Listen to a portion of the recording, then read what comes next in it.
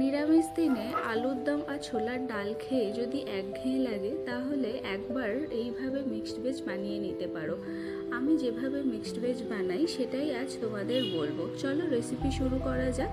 প্রথমেই যা যা সবজি লাগবে সেগুলো সব সুন্দর করে কেটে নেবে, যেমন আলু, গাজর, ফুলকপি, বিনস, ক্যাপসিকাম আর পনির।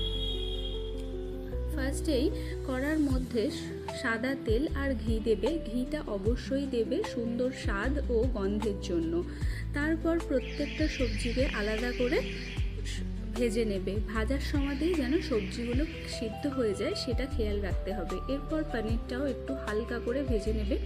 তারপর মশলার একটা পেস্ট বানিয়ে নেবে, কাজু, পোস্ত, চারমগজ আর কাঁচা লঙ্কার। এরপর কড়ার মধ্যে শুকনো লঙ্কাকে কুচি কুচি করে কেটে একটু কালারের জন্য রেড চিলি পাউডার দিয়ে মশলার পেস্টটা দিয়ে দেবে। তারপর একটু আদা বাটা দিয়ে মশলাটা ভালো করে কষে নেবে। মশলাটা ভালো করে কষে গেলে তেল ছেড়ে দিলে তার মধ্যে ফ্যাটানো টক দই দিয়ে দেবে।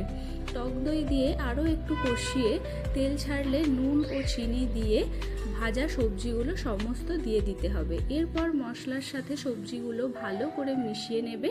তারপর পনিরটা দিয়ে দেবে। পনিরটা দেওয়ার পর সামান্য গরম জল দিয়ে সবজিগুলোকে একটু ঢাকা দিয়ে সেদ্ধ হতে দেবে। সেদ্ধ হয়ে গেলে নামিয়ে নেবে।